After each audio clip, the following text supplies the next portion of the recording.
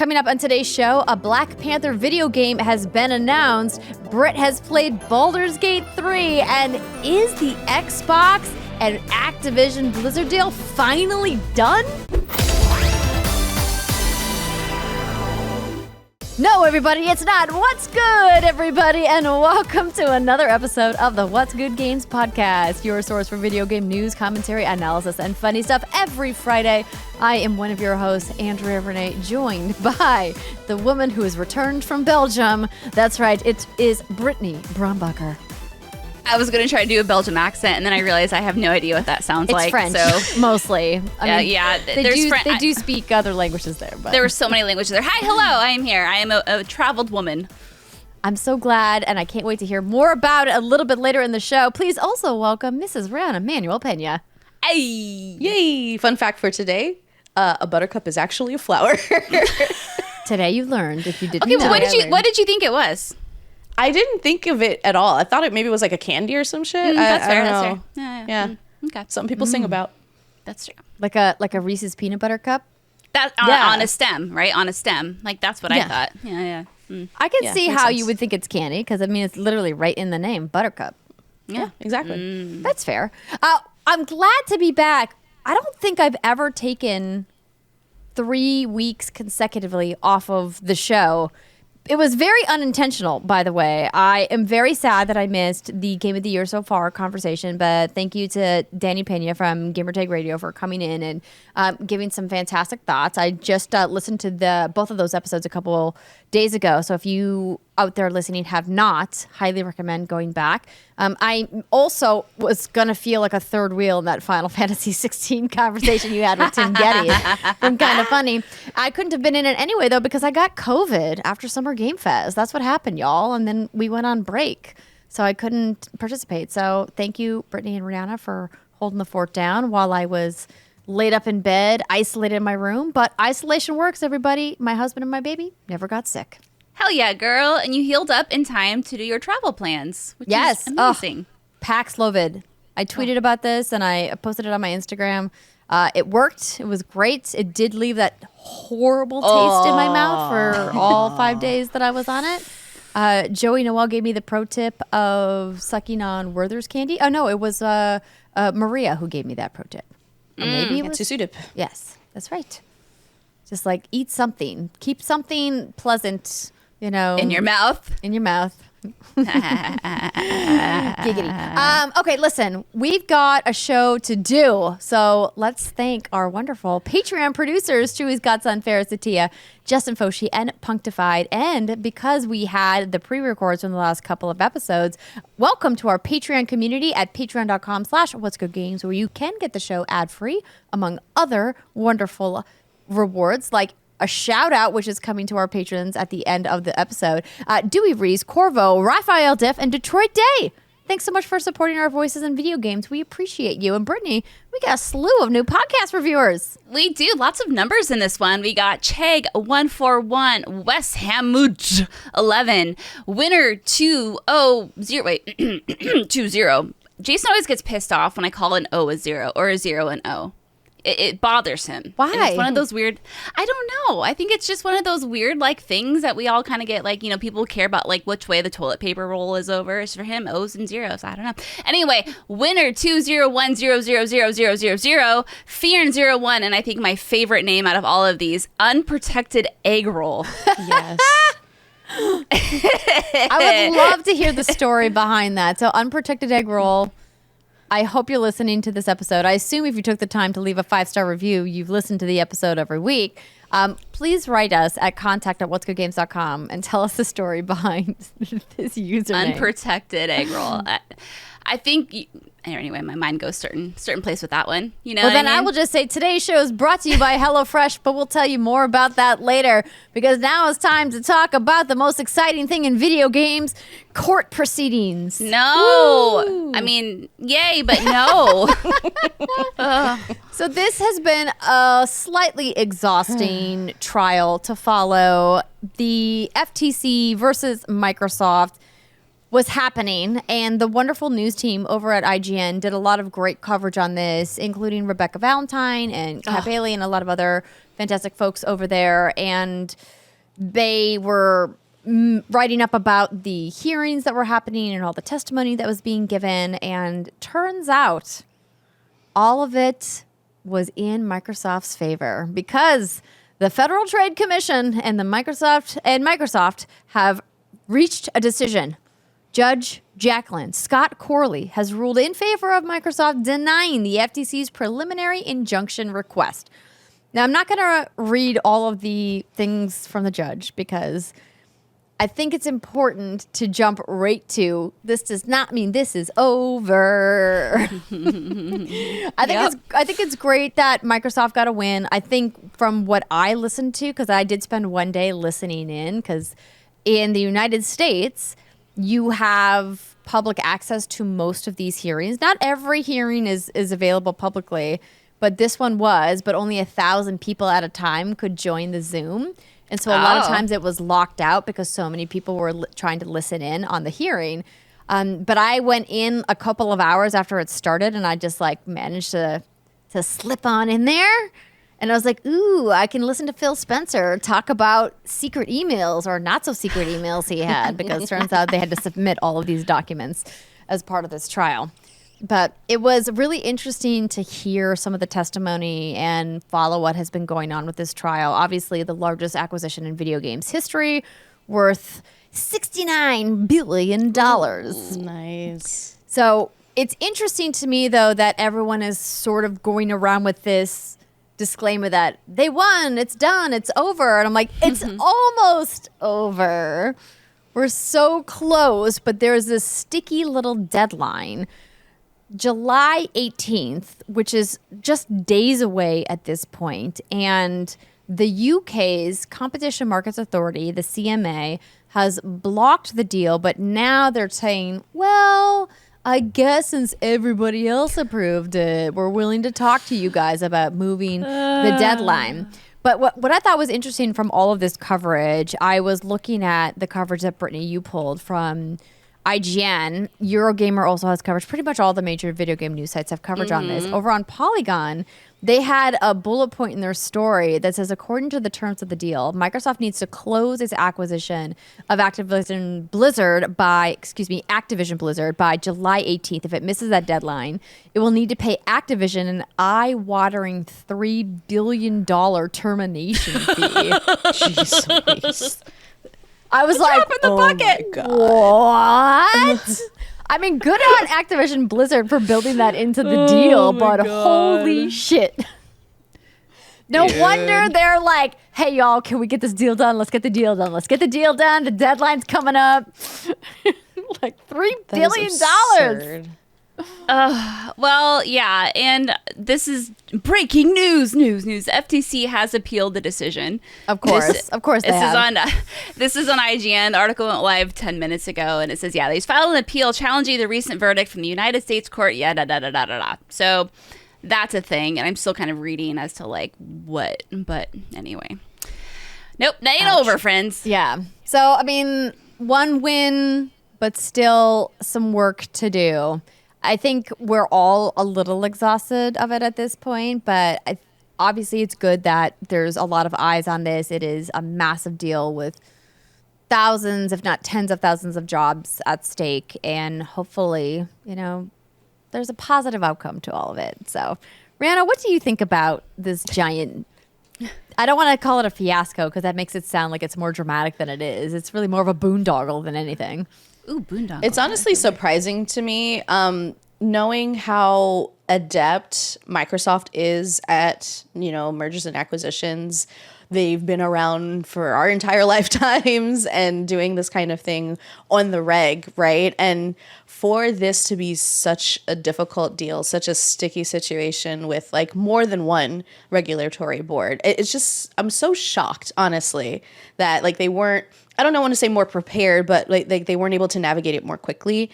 And I think we can lend a lot of that to maybe another competitor that has thrown their weight around more than a little bit. But it's just honestly so surprising that something as absurd as a $3 billion termination clause is actually potentially going to happen. Like I cannot believe that Microsoft would end up in this kind of situation. It's just shocking to me. So much of it is out of their control, which is why I don't know why they would allow that date with that kind of money at stake to be set when they know just how slow government moves. I would have been like, yeah, let's maybe push that termination fee date a little bit further back.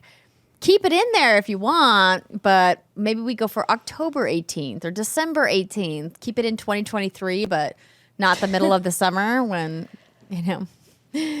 everyone's on vacation. Yes, exactly. So we'll see. We'll keep tabs on what's been going on and try to give you guys an update next week on that story. Unless, Britt, you have further thoughts on it you'd like to go over. No, I'm just like reading about this, and essentially, they're just trying to win a preliminary injunction blocking the thing. So it sounds like it's just a normal appeal, and it's going to go through all the rigmarole again. And I'm just quite frankly over all of this. I did think it was really interesting though when we were getting all like those secretive emails and the ones that were very poorly redacted, kind of told us some of the history and some of the potential acquisitions or things that were being tossed around. And I think, maybe in some sense it was good for people to kind of learn how the industry works behind the scenes.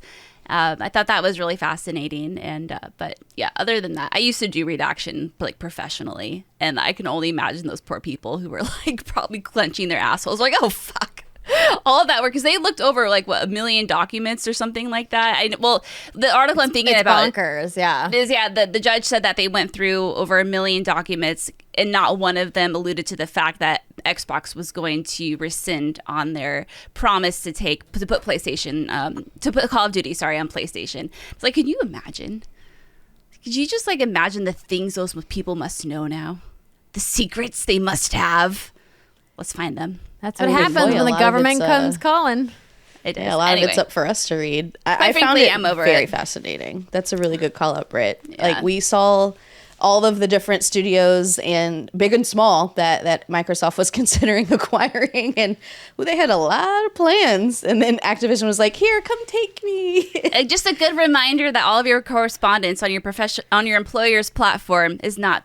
It ain't all confidential. Yes, Britt. Yes, that's a fantastic reminder. I think all of us forget from time to time that if you're on the internet at your office on their ISP, and they can literally look at everything you look at on your computer, literally all of it, they can look at, and they can also read all of your company email. They keep copies of it all. So just keep that in mind when you go about your day-to-day life, okay?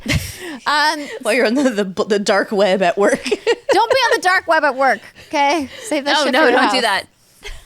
And then get ExpressVPN. Okay. Yes, they are a sponsor of our show. Just, a little call up. Okay, cool story that came out this week, which was really fun to see. A Black Panther video game has been announced by Electronic Arts and Cliffhanger Games. All right, so this comes to us via Game Informer. EA has announced that a Black Panther game is in the works. The title is being made, as Andrea said, Cliffhanger Games, a new AAA studio based in Seattle in collaboration with Marvel Games. The upcoming title is billed as a single-player, story-driven, third-person action-adventure game. So many hyphens. In a press release, Kate Cliffhanger stated... Wait, can you read that one more time, please? Yeah. A single-player, story-driven, third-person action-adventure game. When I was pulling this story earlier, I was like, I had to stop and I had to read everything one by one. I'm like, I'm glad I understand this. The poor chap who doesn't know what the hell this is. This is a whole nother language to them. It's funny. This is like the test that I'm going to give my mom later to see if she's really picking up on all the gaming stuff I've been sharing with her. Cliffhanger states, our mission is to build an expansive and reactive world that empowers players to experience what it is like to take on the mantle of Wakanda's protector, the Black Panther.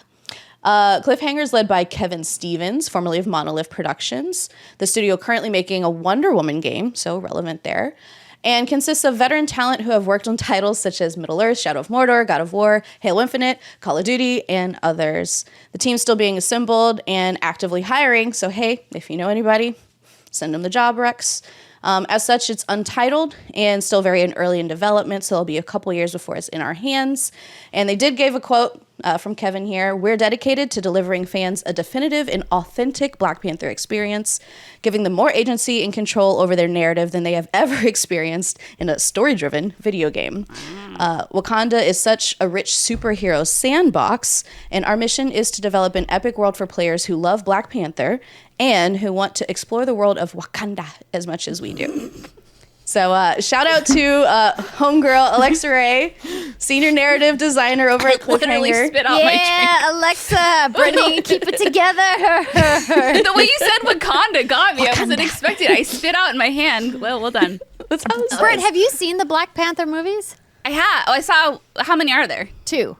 Okay, I saw one. Technically, yeah. Yes. And it was There's amazing. animated stuff. But. Yes, and well, obviously okay. like the comics, right? But like, Yeah. most of us normies have only seen the 2 MCU movies, and obviously there's a giant legion of comic book fans, of course. Yeah. This is super exciting. So as Ri was saying, Alexa Ray Correa, our girl who started What's Good Games with us and we love, can finally openly talk about this. She told me she'd been working on a new gig, and she's like, it's top secret. And when she announces, it was very cool to see that this is the project that she's working on. So she's on that narrative team. And a lot of people on Twitter and other social media platforms were rightly asking, who are the Black people who are working on this game? This is a conversation we need to have. Let's talk about it. And Alexa had tweeted, "World building and developing our stories alongside powerhouse senior writer Curtis Baxter and a team of esteemed dev vets has been such a rewarding experience. I've learned so much, and there's still so much more to come." And she linked Curtis Baxter's LinkedIn profile because she said that he is not on Twitter. So I think it's hopefully comforting to people to know that there is a senior member of the team who's leading the story process, who is a Black man. He is a senior writer at Electronic Arts for people who are interested, because Cliffhanger Games is partnered with EA to make this game. And we've seen a couple of other devs coming forward saying like, "Oh, I'm so excited to finally say I can finally say I'm working on this games who are Black." But I even took it a step further.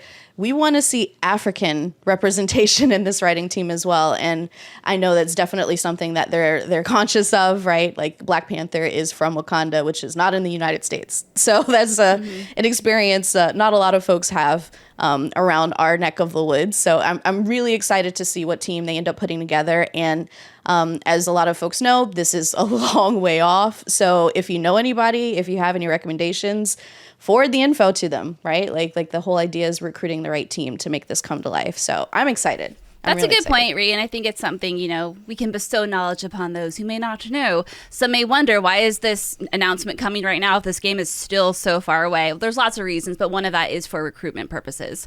So now that this has been announced, maybe someone will see this and be like, oh my God, this is it. This is my dream gig. And they can leave their cozy job at XY Publisher and move to this one where it's going to be even more cozy, and they can help make a bomb-ass game. And it'll also be convenient for EA to be able to talk about it on earnings calls. So Yeah, that's just one of those reminding other reasons. people it's always about the money. One of those other reasons I mentioned, But yes. recruitment is definitely important. And speaking of recruitment, if you want to find the links to that, obviously you can just look up Cliffhanger Games if you want. I retweeted Alexa's tweet, AR Korea, on Twitter if you want to see her direct link to Cliffhanger's job board. But yeah, just typing Cliffhanger Games, all one word, into the Google machine should hopefully get you there. So, okay, Yes. as the person who's only seen the one movie and it doesn't know a lot about Black Panther, I don't know what your true knowledge on that is, but like, does this get you like super stoked? And if so, like, what do you want to see from a game like this? So I'm going to let Ri talk probably more about Black Panther, because I'm going to just go out on a limb and say you've probably watched it more times than I have. But what I do know is that Monolith, as a studio, has made some bomb-ass video games. Yeah. So they are probably most well-known for the Mordor series of video games, the Lord of the Ring games, where you played in this pre-Hobbit level of, or pre-Hobbit era of Middle-earth.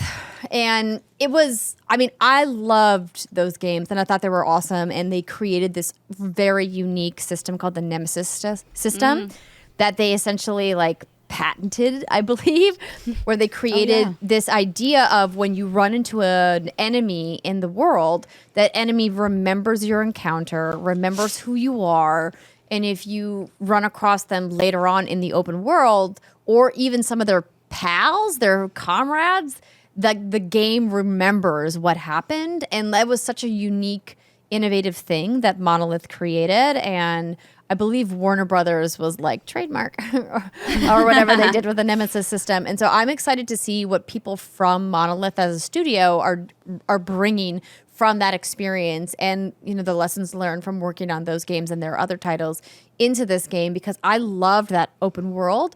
I love the idea of an immersive experience, and they use the word sandbox. And I don't think that they do that lightly in a quote that they know everybody's going to read and analyze. So that's even more of an open world experience and more of an immersive experience than just like your traditional action adventure. Because when we call a game a sandbox, we mean you get to go inside the game like you would an actual literal sandbox if you were on the playground or in your backyard, and make and create the game in your own way at your own speed, and your own creativity is the limit. And we have seen a lot of different takes on sandboxes, and the idea of a Wakanda sandbox sounds really fucking cool, but I'm also like slightly terrified. I think it's a great way to go. And as you said, Monolith has the pedigree for, like, as they said, a reactive world. And what excites me the most is being a fan of like Afrofuturism and what Wakanda represents for a lot of folks, both in the comics and just in general pop culture now at this point, since it's had two like mega huge hits, right? I love the idea of like just finding a world that is in our realm. It's of Earth, but it's like total alt history, right? It's like, what if the cradle of life was in this place called Wakanda in the middle of Africa, and they never were touched by colonialism. They were never like conquered. They literally, it's just one nation that just completely flourished, and they figured out everything without any outside influence, right? It's this microcosm of humanity, and that's just so fascinating to me. And besides that, like, I'm curious about like how many Black Panthers we could see in this game, right? Like just in the movies alone, like in the MCU, we have T'Challa, we have Killmonger, we have, sorry, spoilers, Shuri. Like there's a lot of people who take on this. Yeah, it's been a couple of years, but there's been a lot of people who have taken on this mantle, right? And I'm just curious to meet like whoever this Black Panther is, if there's more than one. Like, is this going to cross over into any other properties where we've seen several other Black Panthers playing? Like, I know there's another game coming around with sort of a more historical setting with Captain America and Black Panther. Like, I just really love the fact that we get to build out this lore even further. So I'm thrilled. I can't wait to see what they do. And clearly they're still building it. So I don't know, maybe we'll get tidbits, but do you think they could create an original Black Panther? They could. Yeah. It would make sense, especially if it's set in like present day, right? Like separate from the MCU. That'd be a very particular choice, looking at how other games underneath Marvel have gone, because Crystal Dynamics did that with the Avengers game, and they created their own original storyline, and it didn't hit the way Marvel wanted it to hit, right? Like, as far as Guardians did okay, though. Neither of those games, quote, met expectations, right? Sure. So, like, Crystal Dynamics didn't, like, walk away from that feeling like a rock star, which was a bummer, because I think we as fans of video games and as fans of Marvel and as fans of Crystal Dynamics can say those games were, I think, objectively good games, both of them in their own ways. But for some reason, you know, Bob and his suit over in marketing was like, not good enough. Not good enough. Nope, done. Yeah. And so I'm slightly terrified of the idea of how the audience will react to an original Black Panther story versus looking at maybe even like a prequel story or a legacy story from the comics, like pre-T'Challa, right? Like, what if they went to that era of Black Panther? Could that be cool? But, I mean, the idea of being able to play like a super modern Black Panther sounds really freaking cool too, though. Yeah, and it could be like well, I don't want to say build your own, but it could be just, one that you get to color their adventure with a little bit of your input, right? Since, it is third person, but, maybe you get to choose some of the new Black Panther story. I don't know. I like that they get to play around with this quote unquote sandbox. And I really want to know what it's like just to run around in Wakanda. It's like, do they have like future snacks? It's almost like going into like a new world in outer space, but it's like what would have happened here on Earth if a civilization was given this incredible technology and just left alone to thrive. Like, it's just fascinating to me. Let's see it in 2 to 5 years, however long it's going to take. Yeah. All right, before we continue with the news, a quick word from our sponsor this week. This week's episode of What's Good Games is brought to you by HelloFresh. Where can you get farm fresh, pre-portioned ingredients and seasonal recipes delivered right to your doorstep? You already know, everybody. It's HelloFresh. That's where. Tell the grocery stores, see you later, alligator. That's what I've been working on with my 2-year-old, everybody. And count on HelloFresh to make home cooking easy, fun, and affordable. That's why it's America's #1 meal kit. It's summertime, if you didn't know. Well, at least it is here in North America. And you can make your home the hangout place with crowd-pleasing eats. From a backyard bratwurst bar to tangy key lime pie, HelloFresh Market makes summer eating a cinch. Or maybe you're looking to eat a bit cleaner this summer. Well, HelloFresh's menu features calorie-smart and protein-smart lunch and dinner options, plus new vegan dinners to choose from. HelloFresh makes it easy to reach your food goals and flavorful recipes that will leave you feeling satisfied. The folks over at HelloFresh understand that you want options with what you make for dinner, not just the same old thing all the time. Well, let's be honest. I do order those firecracker meatballs every time they are on my HelloFresh menu, but they do offer 40 different recipes to choose from every single week, so you'll never get bored, and you can always find something new to try and love. My favorite thing right now, everybody, is the quick meals that they're offering, which are great for breakfast and lunch. 2 of my go-tos, the cucumber tomato pita wraps. Ugh, so good for a little Greek sandy at lunch. Or their new sweet and spicy avocado toast. Ugh, my favorite new breakfast. Love, love, love. If you want to try HelloFresh for yourself, go to HelloFresh.com/whatsgood50 and use the code whatsgood50 for 50% off plus free shipping. And it supports us here at What's Good Games. Try America's #1 meal kit for yourself and support the show by going to HelloFresh.com/whatsgood50 and use code whatsgood50, that's 50, for 50% off plus free shipping. Let's continue on with the news. Just a couple quick things here. The ESA, the Entertainment Software Association, otherwise known as the people who put on E3, but also, as I've mentioned on the show several times, the people who do a lot of important foundation work and legal work on behalf of video game companies, do this annual report every year. It's called The Essential Facts About the U.S. Video Game Industry. And I think I still have the actual printed out pamphlets from like years 2008 through like 2015 or whatever until they started doing digital. Because I loved these things. I always found them so fascinating. They talk about all of these different stats about video games, and they're even more fascinating now because of how global video games has become. So they published this earlier this week, and I just wanted to pull a couple stats because I thought these were kind of interesting little tidbits to talk about. So as most of us know and have known for a while, the gender diversity of gamers is actually pretty diverse, a lot more diverse than the internet would have you make believe. In fact, across all ages, video game players identify about half as female, 46%, and half male, 53%, with about 1% choosing not to identify one way or the other for the survey. So we're right like in that kind of split down the middle place that I feel like video games have been going over the last 10 years, which I think is awesome. Hell yeah. Gaming's for everybody. That's awesome. I think we still forget that sometimes. That not that gaming is for everybody, but that split 46-53. That's very, very close. And then you go into the whole rigmarole of like, of course it is. You look at the way video games have been marketed throughout the years, and the audiences that they draw. And no wonder people don't feel super welcome here. But that makes me happy. That makes me very, very happy. Yeah, More of these smartphones stats. remain the most used device for gaming. 64% of active players use a smartphone to play video games. So all you mobile haters are clearly in the vocal minority because the vast majority of people are still gaming on their phone. And Thought it was about Call of Duty. It's about King. Yes. Let's remember that, friends. and Clash Royale and a bazillion other games. 12% of players exclusively use a smartphone to play games, which I think is an important stat to call out. That like there's a giant group of people who play games on multiple platforms, but who choose to play most on their phone.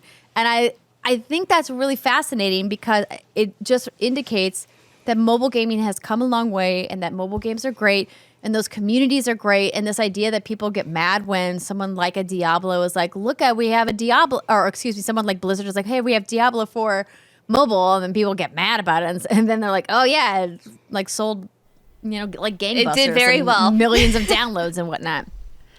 So, you know what, just let people enjoy what they enjoy. One of my personal favorite stats, and please, ladies, from the ones that I've pulled, let me know if you have a personal favorite, is that I do. 50% of players say they have met a good friend, spouse, or significant other through video games. Hello, That it's was gonna me. be the one I Hello, picked. it's me. Hello, it's me. Absolutely. I mean, if you want to stretch that out, like the whole reason Jason and I like initially clicked is because I asked him, the very first question I asked him at the bar was, do you play video games? So like, hey, It's you Pickup too. line. yeah, Riana, it's you too. It's all of us. Literally why I DM'd Danny. I was like, hey, do you want to play Hyperscape? I And love you didn't meet- it. Yeah, and Andrea, yeah, you met John at a video game thing, and we met each other through video games. Like, they're Yeah. great. I'm telling you, they're lovely. Video games Aw. are fantastic. 212.6 million Americans play video games every week. That's 65% of the population. That's a lot. Damn. Aw. We've taken over. Oh, I like this one. 76% of U.S. parents play video games with their children. Yay! It's going to be all of us someday. And even look at our childhoods. I know we played with our parents too. Like, that was something that we did, and that means a lot to me, and I know it means a lot to y'all too. So, look at these are nice uplifting statistics. Yeah. I think it's interesting. 71% of players say games do a good job of creating welcoming and inclusive environments. Again, vocal minorities are not what we need to think about when we're thinking about how far we have come. The work we do matters, and it's making a difference. Yes. Amen to that. I love that. So this was really cool. If you guys want to check out the rest of the report, it is on the ESA's website. And hopefully we'll be able to talk more about these wonderful things and how video games are great soon. In fact, maybe now is a great time for me to call out that next week I'm going to be going to the Games for Change UN Gaming Summit and hosting the Games for Change Awards, which is a very exciting opportunity for me. I've never been to the Games for Change Festival before, but I've been very familiar with their work and followed them and all the awesome work they do. But the idea that I get to go to the festival and meet people who are doing wonderful, positive things in the space of video games and be part of the UN Summit where we get to talk to leaders from both the nonprofit and the video game sectors about how we as a collective community can put forward the positive message of video games to impact people's lives is something I'm super excited about. So follow me on my socials in order to find out where exactly you can watch the awards ceremony if you want to check that out. And I'll be giving you guys a recap when I'm back on the show. It's so exciting. Yeah. It's Are you going going to to wear a great. super sparkly dress? So I haven't figured out what I'm wearing yet. I have a couple options that I'm going back and forth between. So Okay. I'm trying to figure it out. So Okay. TBD. Okay. Watch the show to find out what Andrea wears. Britt, you want to take this last story? Yeah, this is just kind of piggybacking off that stat Ri just read, which is 71% of players say games do a good job of creating welcoming and inclusive environments. Well, fuck you up. Xbox wants to catch toxic gamers in 4K with new voice recording report function. Because some of y'all just can't help yourselves being fucking dicks. Okay, so this comes from Games Radar. Xbox is rolling out voice chat recording for its report system in the hopes of catching toxic gamers in 4K. Xbox Player Services CVP Dave McCarthy McCarthy unveiled Xbox voice reporting in a blog post. The feature will let players record a 60-second clip, quote, of an in-game voice incident that they believe violates our community standards and submit it as evidence to our Xbox safety team for review. It sounds like it will only capture the last 60 seconds of gameplay activity, so players may need to be quick on the draw. Xbox voice reporting will be available on the Series XS and Xbox One. It'll initially be available this week to Xbox Alpha and Alpha Skip users via the Insider program in English language markets. Was built to quick save recordings and allow users to pull them up after they clear the current game to finish reporting the offending player. And clips captured this way will be saved for 24, quote, online hours, and you'll get a reminder from Xbox if you don't finalize the report within that window. Xbox says it's also updated its notifications to tell players whether the company, quote, took action on the report submitted. This is lovely. I love this. I think this is fantastic. I don't know why anyone would be against this, but of course they are. I think people were against this because the people were worried about the recording feature being used for nefarious purposes. So I don't know if y'all remember, but back when Xbox Series X and S and PS5 were launching, the PlayStation 5 came out right after their launch period, or actually I think it was during their launch period, to say, hey, we have this feature where you can record people and report them for toxicity or abuse. And everyone was like, wait, you're just leaving the microphone on my controller open so that you can like catch me being a dick? Wait, that feels like a big privacy violation. And so there was a big like whoop-de-doo about that because PlayStation implemented this a couple of years ago.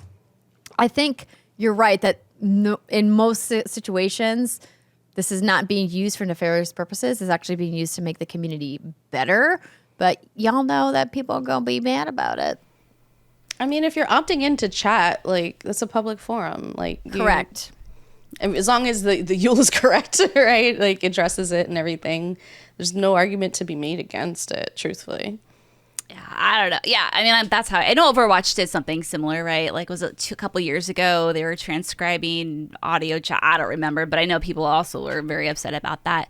But, you know, I hope in some way, shape, or form, I'm going to be very curious to see what kind of effect this ultimately has on the online toxicity within the chats and stuff. But maybe it'll scare some people, like, you know, little Johnny, who knows poopy head, and he gets on the mic and he's like, oh, you're a poopy head. And he'd be like, oh, I'm not going to call anyone a poopy head because they're recording me now, and it might get back to my mom and she might whoop my ass. You know, maybe it'll have that sort of effect. We can only hope.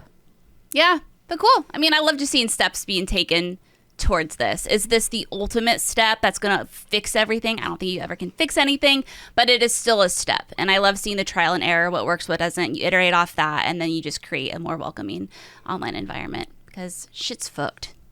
Yeah. Yeah. Agree. What about those bullet points? Oh, hey, yeah. All right, so we have some, in case you missed it, this comes from IGN. Naughty Dog co-president Evan Wells is retiring at the end of the year, leaving Neil Druckmann in charge of the world. That's my words, not IGN's. To fully take on the reins of one of PlayStation's best-known studios. In a message published on Naughty Dog's official site, Wells talked about his 30-year career in games and praised Druckmann, saying that he's, quote, incredibly confident that he's leaving the studio in the best hands. Well, we'll pour one out for you, Evan. Congrats on a fantastic run. Took Naughty Dog from zero to hero, as they say. I $10 he comes back in the future. Just putting it out there. These creatives can't stay retired. He'll take a break, and then he'll start his own new studio that PlayStation will then buy, and he'll start a new thing, and it'll be the next of whatever.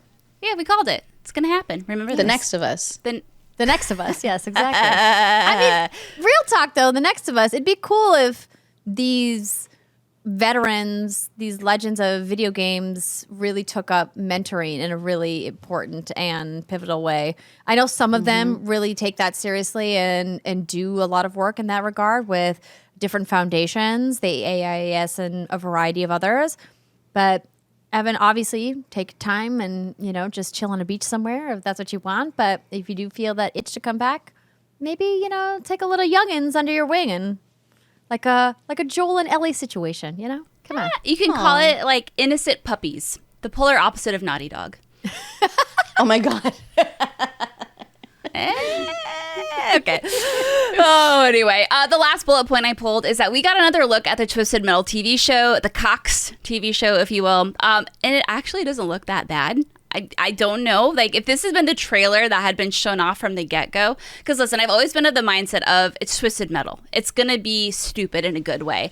But literally everything they showed up until this last trailer was like, oh, this actually just doesn't even look fun. It doesn't even really look that good, I guess. But this last trailer they showed, I'm like, okay, this is it. There's some of your iconic guys in there. You see Outlaw, you see Thumper, you see Twister, you see Darkseid. Like some of the most iconic Twisted Metal characters are in there. Blink and you'll miss them, but they're in there. So yeah, like just give it a shot. I think this is coming out in like a week. Or is it the 20? It's very a couple soon, weeks. yes. Very soon, yeah. So take a look at it, watch it if you were kind of like me and you were really hyped and now you were kind of worried and now I'm hyped again. Yeah, the 27th. Yeah, there we go. And Well, that's it. I guess time will tell. We'll give you guys a recap after it yeah. all comes out. I mean, I'm going to watch and hope for the best. I've not had a lot of experience playing the Twisted Metal games. I wouldn't call myself like a big Twisted Metal fan, but I like good TV. And to be clear, it still looks really stupid, but in a fun kind of stupid. Like in the Twisted Metal intentionally stupid Absolutely. kind of way. Yeah. All right. Well, everybody, we have got some more video games to talk about, including our hands-on time. Or I should say Britt's hands-on time with Baldur's Gate 3. You know you want to hear it. Stick with us. We'll be right back.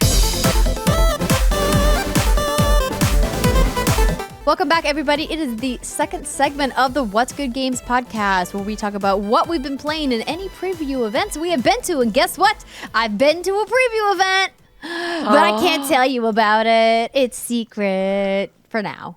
But it's a game that y'all are going to want to hear about. Ooh. Wait. And again, I love how Ri and I are like, oh, really? Oh, my God. Like, we don't know what it is. But that's I mean, fine. listen, we have to talk about confidential things amongst ourselves, you know, for planning purposes, for work. But I yes. appreciate the commitment, Ri, though. I should have played along with you instead of calling you out. She was like, ooh, what's the surprise? A game? A game? That's under embargo. I love you both so much. But we have cool things to talk about this week, including Brittany's Belgium trip. But before we get to that, we want to give a huge shout out to our amazing elite patrons at patreon.com/whatsgoodgames. We love reading your names every month, and sorry that we didn't get to it last month because of me being sick and then the pre-records. But we want to give you your mispronounced shout out now. So I think we just go down the row. We go Britt, me, Ri. Let's do this. All right. Brittany Ri, starting with Hare Krishna Meta, starting off with a banger. Decime. Maniacal Mouse. Bill Rosas, Casual Blasphemy. Omega Buster. Daniel Hall, Lynn Sovig. Chewy's Godson. Excess Araris, Tara Bruno. Trent Berry. Sean Eyeball, Brian R. Johnston. Justin Foshee. Patrick Deer Landry, Punkdefied. Rob Lannert. Trent Bennington, Faris Attieh. Jessica Bloom. Patrick Weller, Noel Neveraz. No, that's wrong. Navarez.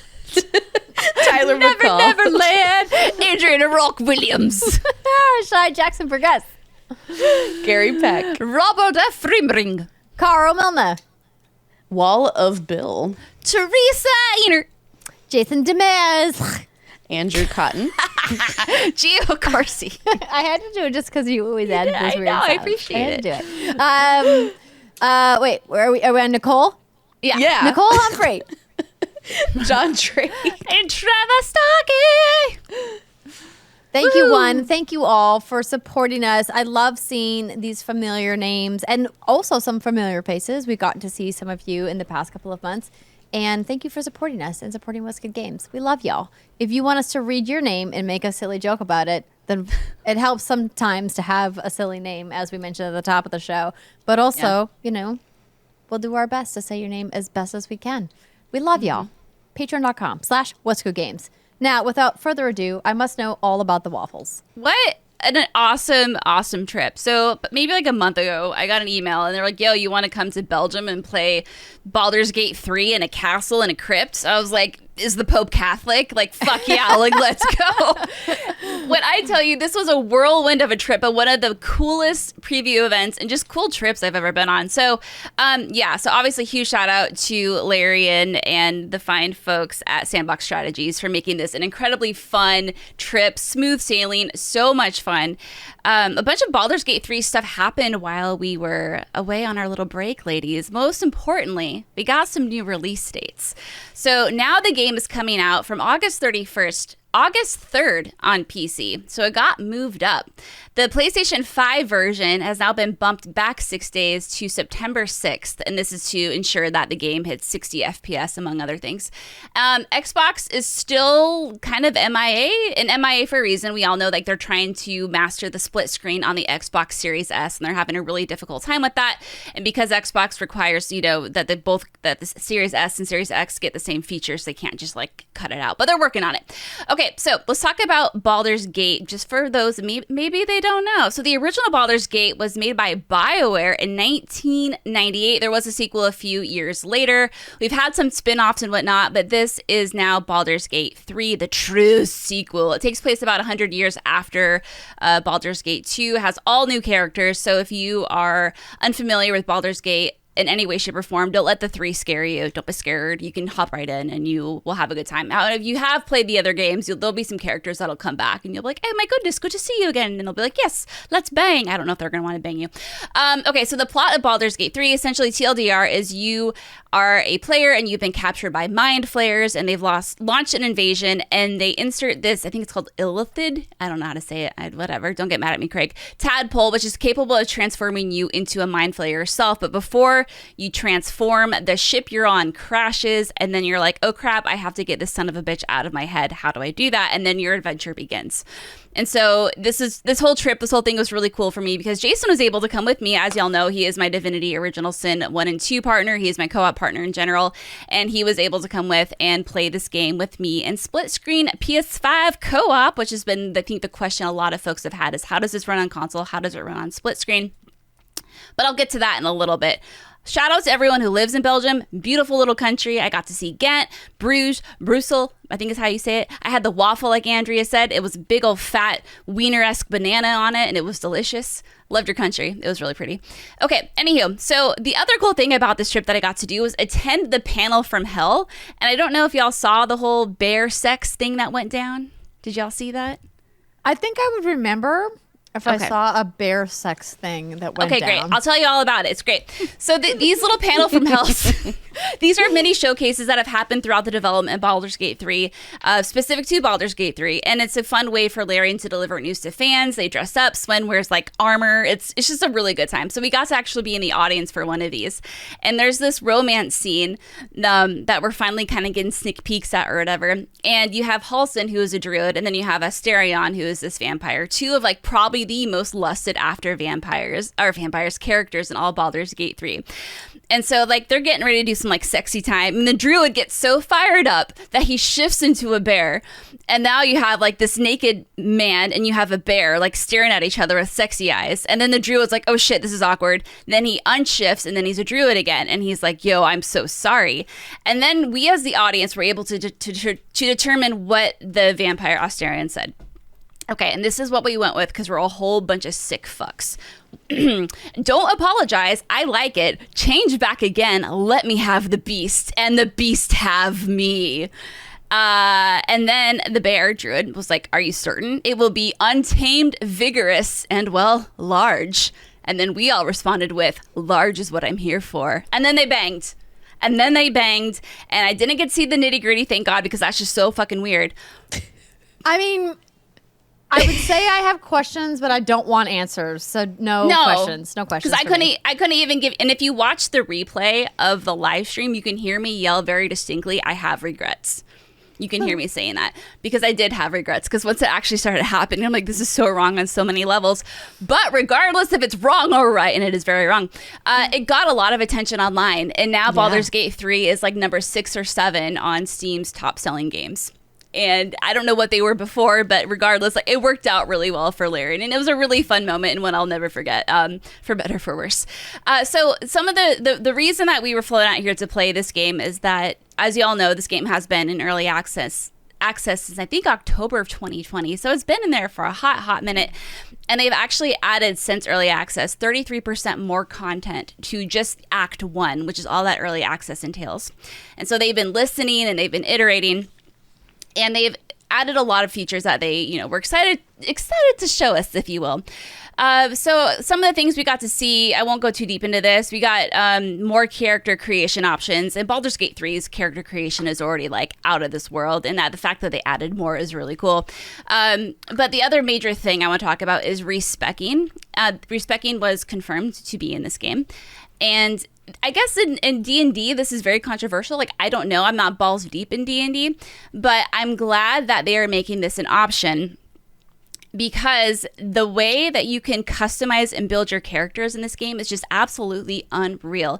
And it impacts a lot about the dialogue options you get, the options, the way you're treated. Like, it impacts your entire world. So just to start, Baldur's Gate 3 features 11 races with 31 sub-races. And this is just at launch. And these are just Get the out races. of here. No. Go away. It's too many. No, it's too many. It sounds like a lot, but I promise you, it's not meant to be intimidating. It's just meant to let you. It's like, okay, let's say Andrea, you're like, I want to be a gnome, because I know you're a gnome in our D&D sessions that we play. Yes. Right. Okay. A rock so you can gnome. be. And that's To the be first. specific. That's the first subclass. You can be a rock gnome, and if you choose to be a rock gnome, that gives you +1 to Constitution. It improves your dark vision even more.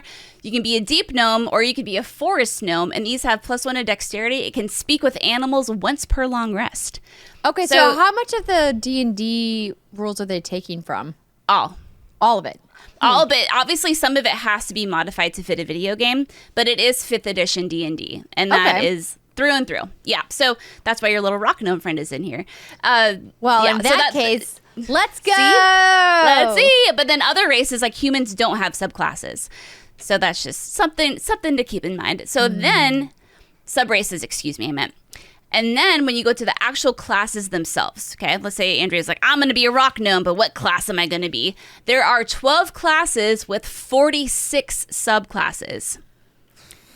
It sounds like a lot. So let's say you want to be a ranger. You could do a hunter subclass, a beastmaster subclass, a gloomstalker subclass. And I know it sounds like a lot, but all it essentially is I think we all know what kind of builds we like. Like, I know Andrea's usually a sorcerer or a ranger or whatever. And so it's not like she's going to be looking at the barbarian or the other ones. She's going to say, okay, I want to be the sorcerer, and these are my 3 options, and these are the buffs they give me. What sounds cool? Then off you go.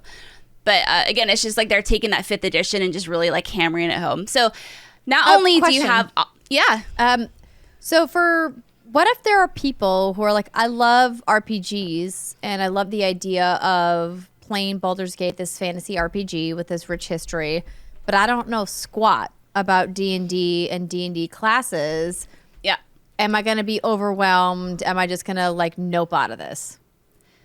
So that is a concern I have, and there are tutorials in this game. However, the kind gentleman who was helping me with my demo station turned them off, so I wasn't able to experience them for myself or how effective they actually are.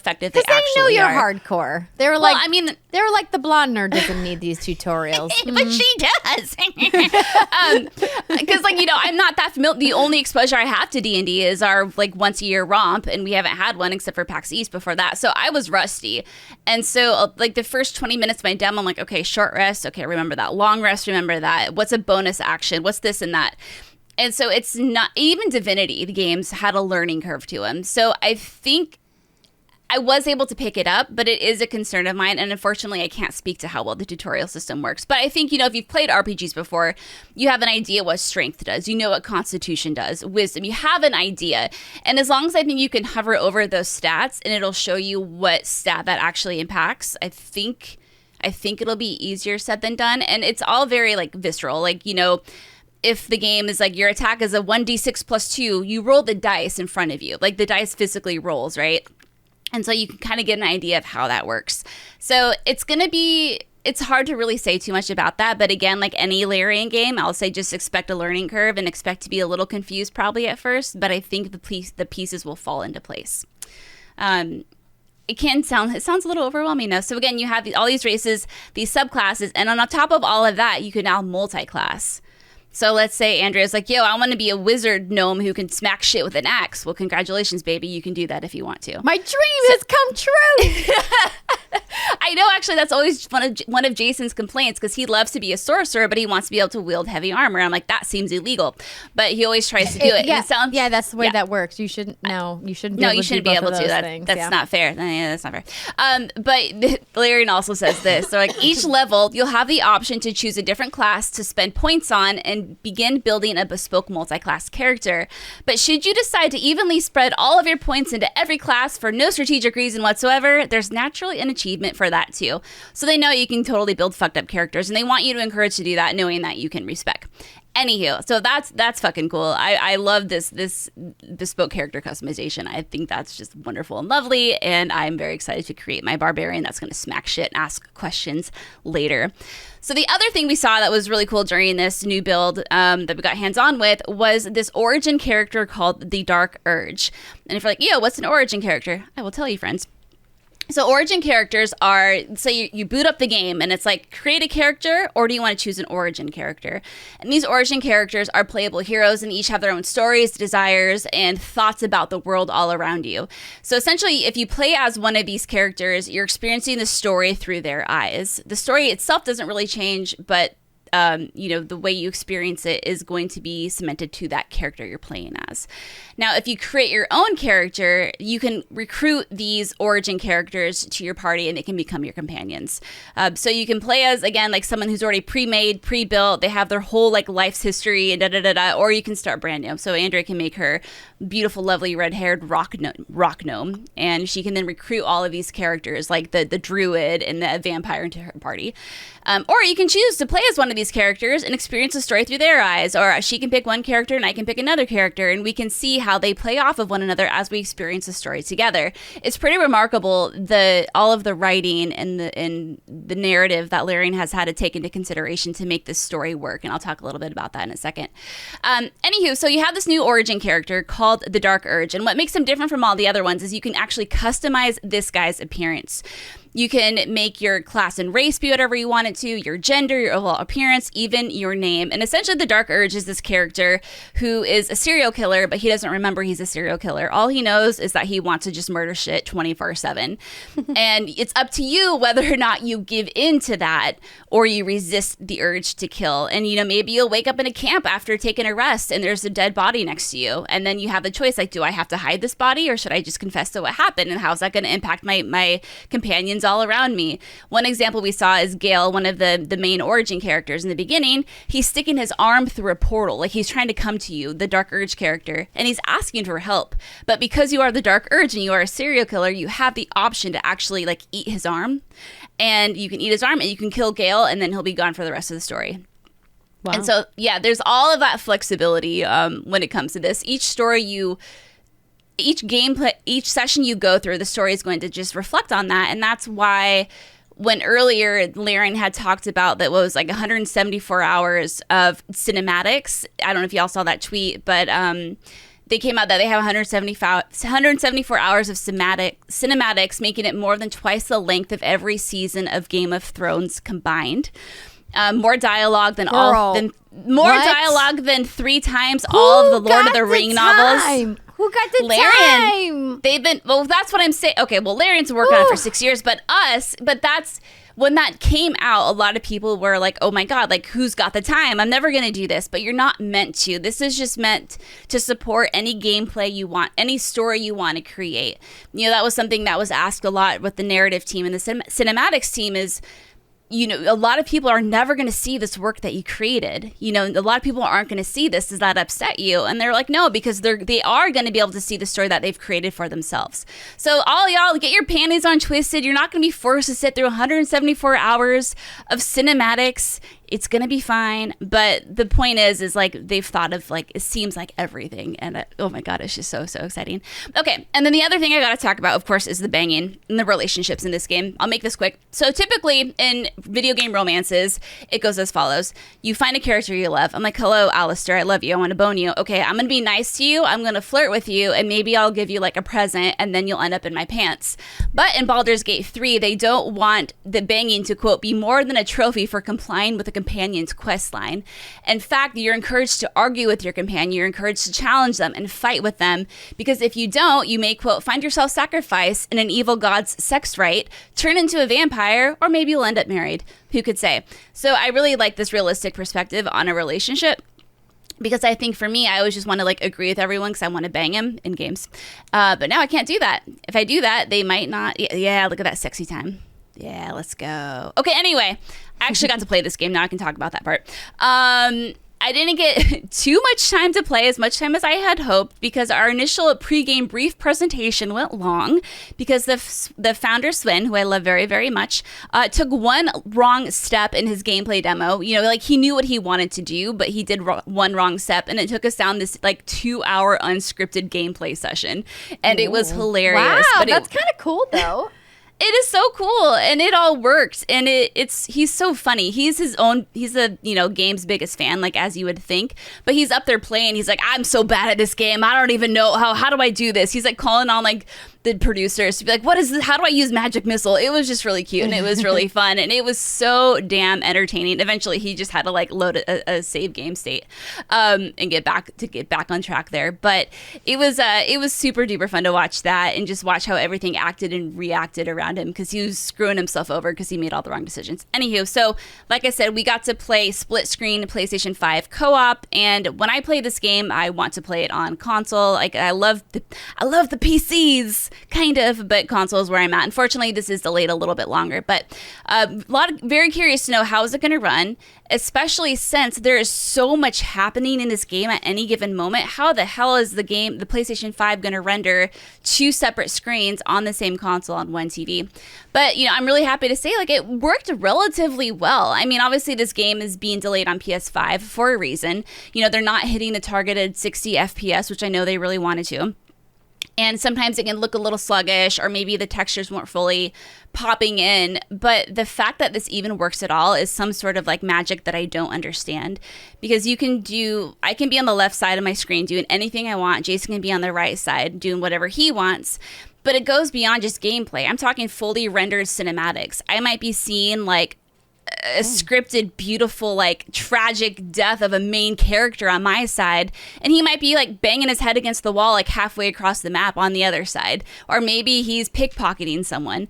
The fact that both of these run and there's so much choice and consequence is pretty remarkable. And it's split screen. Yeah, that's bonkers, because Destiny does that, but that's online. So like Ri and I could be in a fire team, and I could be watching a cutscene, and she could be like, talking to a vendor, buying whatever, and it works great. But like the fact that they did that in split screen is bananas. It's cuckoo bananas. But also, why, Larian? Why make yourself do that much work? I would love to hear from Larian what the stats are for the people in their audience who buy Baldur's Gate or their Baldur's Gate 3 or their previous titles, who actually play in split screen, and how long they do it. And clearly it must be a gigantic number if they're going to put this much investment into it, I don't know if it is, because we were chatting with one of the developers there, and he was like, yeah, like the vast majority don't play multiplayer.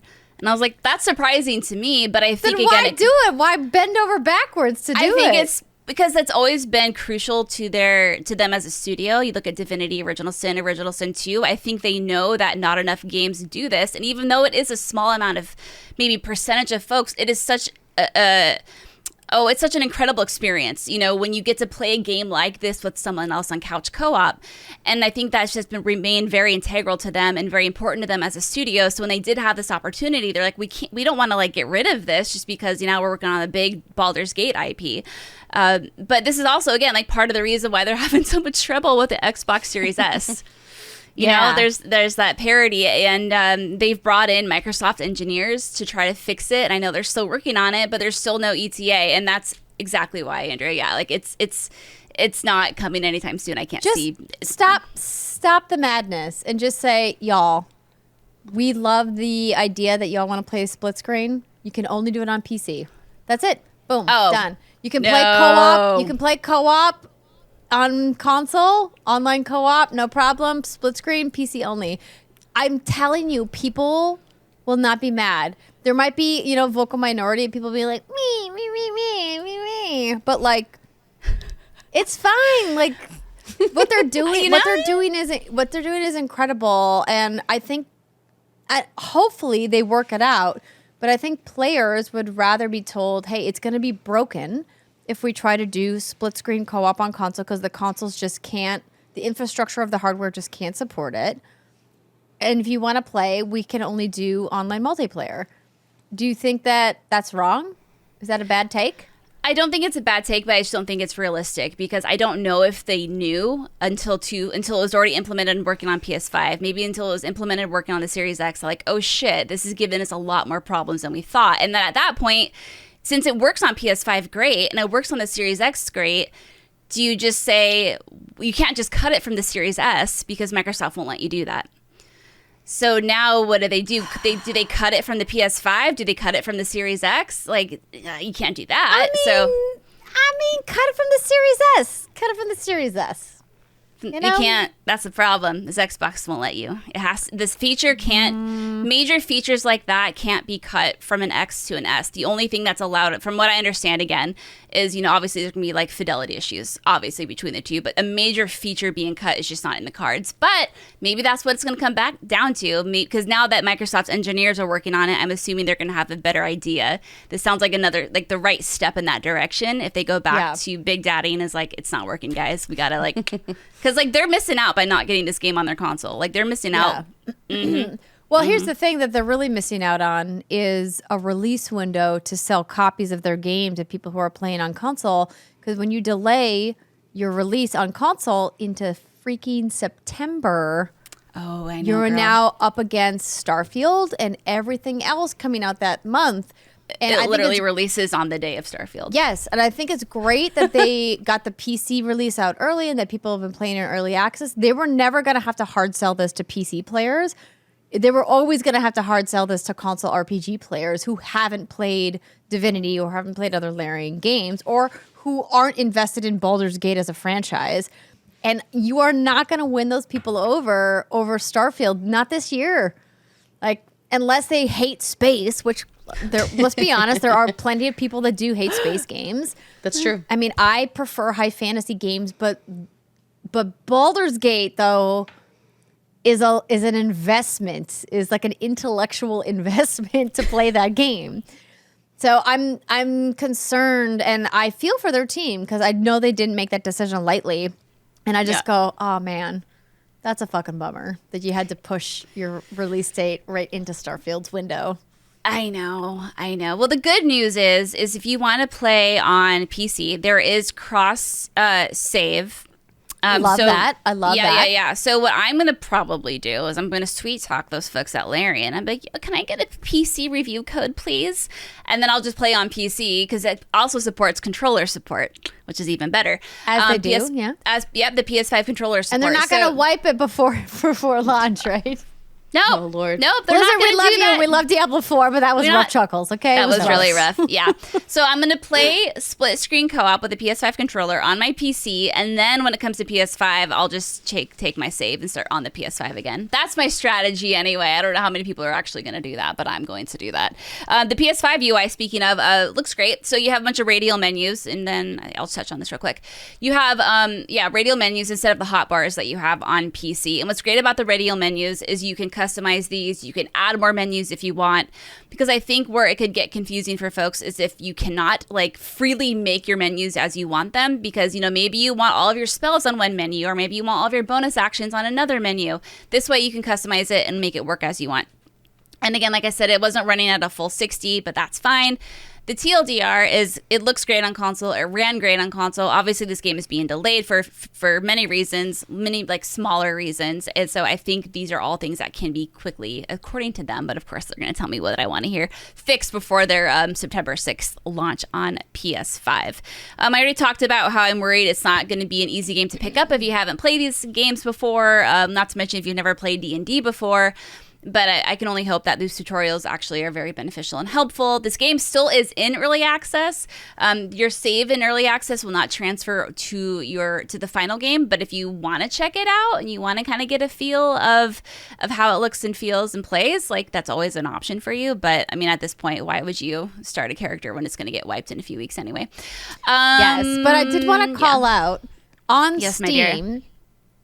It has over 57,000 very positive reviews and is at a 9 out of 10 with user reviews for early access on Steam. Nice. So Hell I think yeah. that's indicative of how people are enjoying the game. Oh, yeah. I mean, it's been incredible. Just the fan reaction. And I think for me, like, I've always been excited for this game, but seeing kind of in depth how much is going into this and how much effort and how much shenanigans Larian is pulling off, it's absolutely like mind-boggling and unreal. And I can't see. I mean, I can't see how this isn't my game of the year at this point. I mean, it's going to overtake Final Fantasy 16? Yes.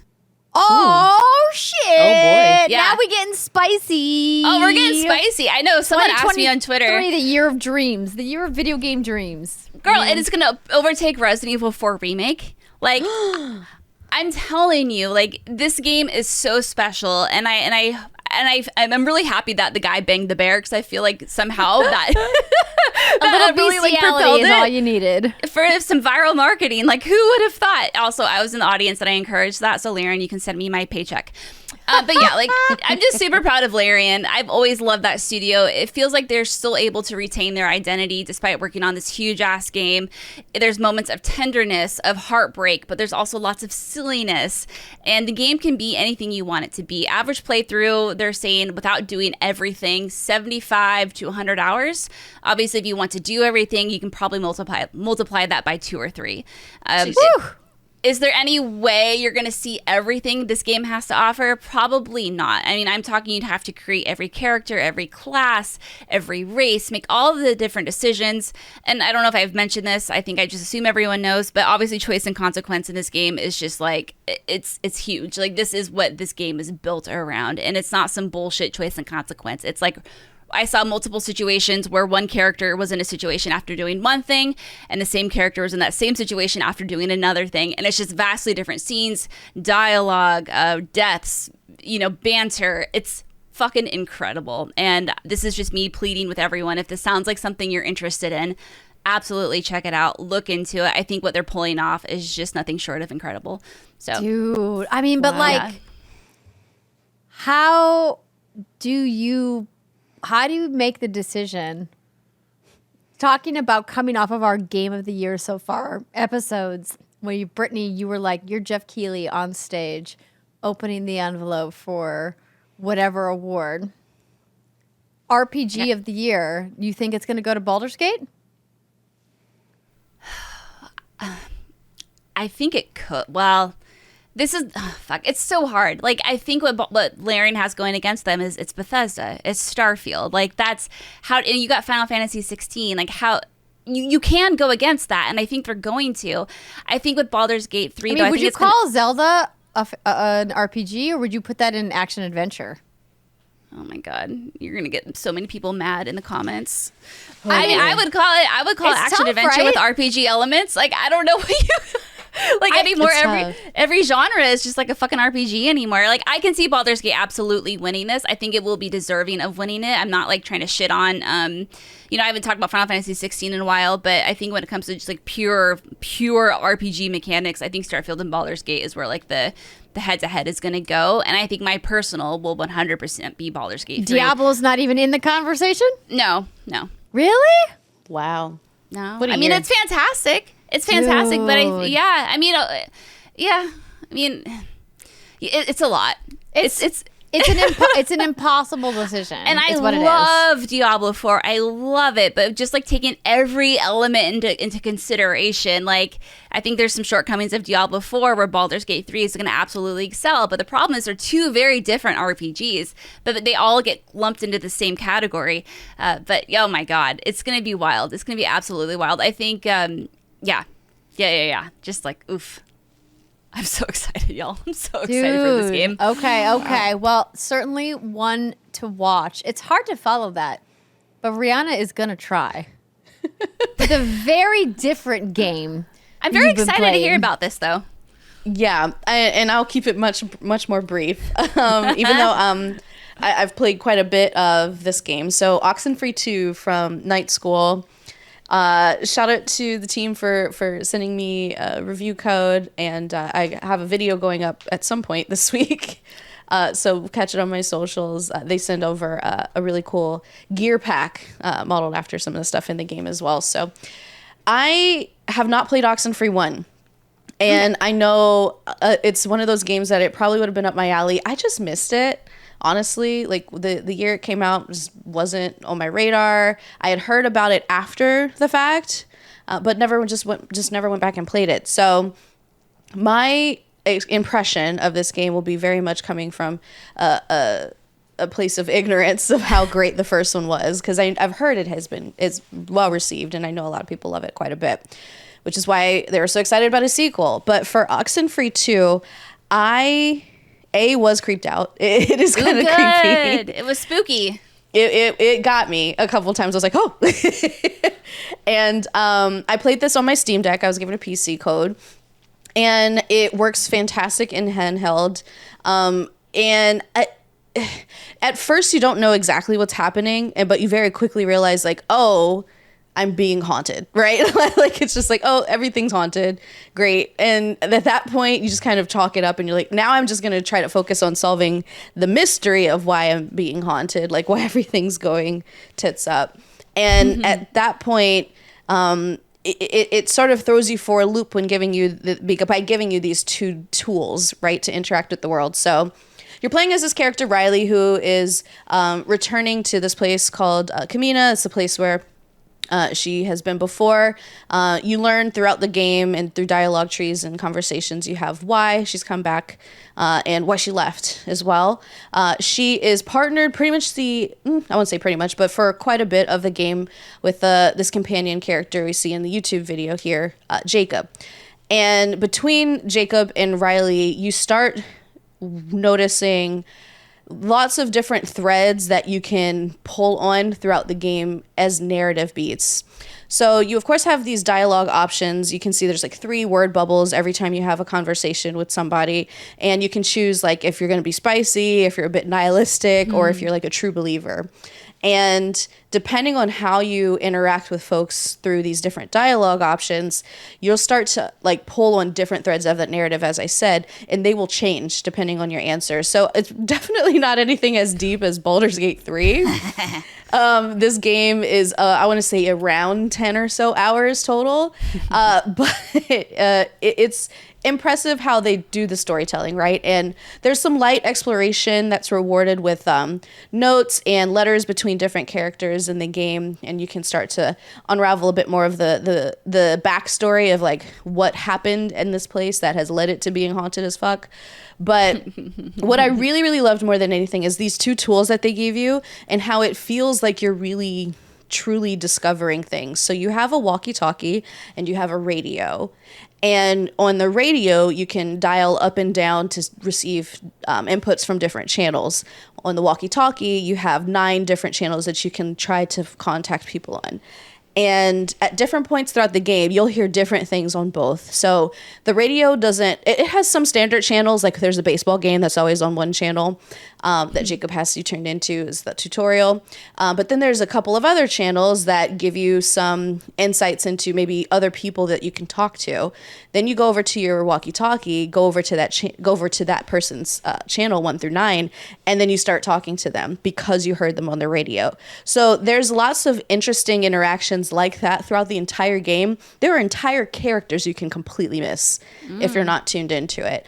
And the way that you interact with them changes what's happening in your game.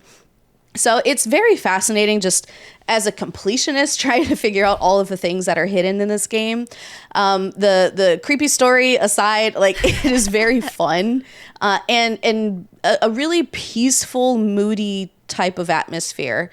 The music is very engaging, but even like just the crunch of the ground underneath your footsteps is like sort of trance-like. Like it definitely puts you in sort of like a zoned out mode, and then all of a sudden you see something, you're like, ah, fuck, like they got me. Oh no. So I don't know. I found it to be enjoyable, even though it did scare me a little bit.